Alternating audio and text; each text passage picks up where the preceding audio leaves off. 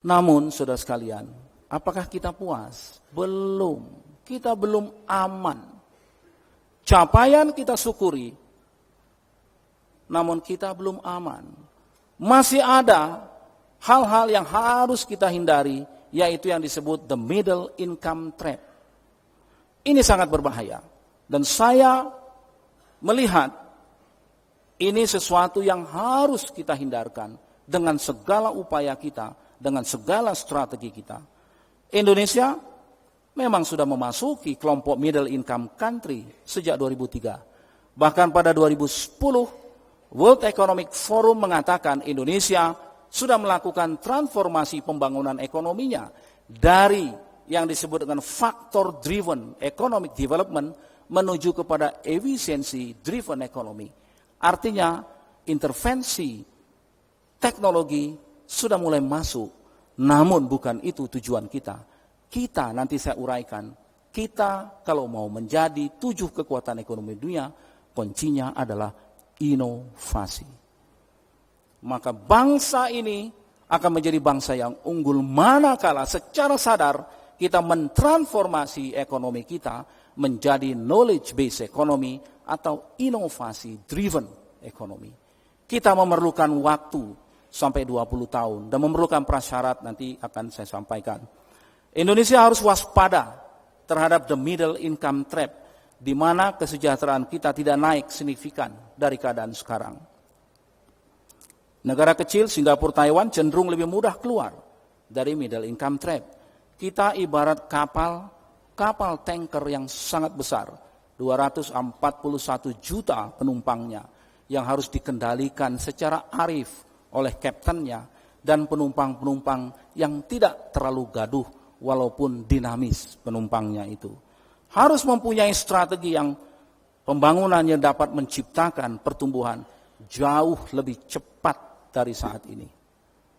Kalau kita tidak mampu mendorong pertumbuhan kita dan memberikan instrumen perlindungan sosial kepada yang lemah, maka kita bisa masuk ke dalam perangkap itu, di mana pertumbuhan kita ketika tinggi terjadi overheating, supply and demand-nya terganggu, kemudian drop kembali pembangunan itu. Dan inilah yang disebut perangkap itu. Tapi persoalannya adalah mengapa negara bisa masuk dalam perangkap itu. Ini kunci yang kedua. Karena kita harus sadar, kalau tidak bisa kita memiliki prasyarat untuk keluar dari middle income trap itu, maka kita gagal.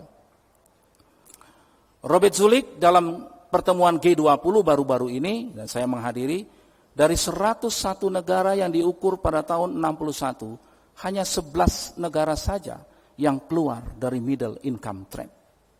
Sisanya tidak bisa keluar. Sangat sedikit.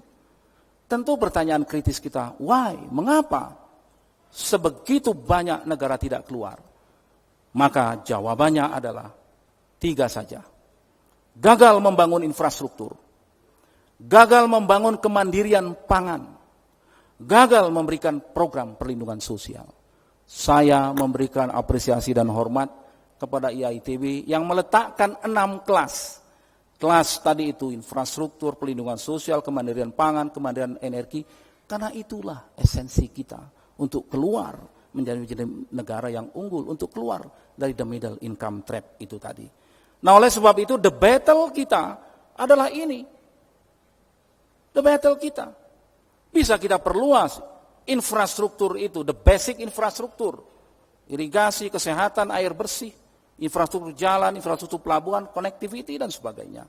Tapi kemandirian pangan adalah prasyarat utama untuk menjadi bangsa yang unggul. Tidak ada negara di dunia ini, negara-negara besar di dunia yang tidak memiliki kemandirian pangannya. Orang mengatakan kedaulatan pangan, fine. Kedaulatan pangan itu artinya adalah masyarakat berdaulat terhadap apa yang ingin dia tanam.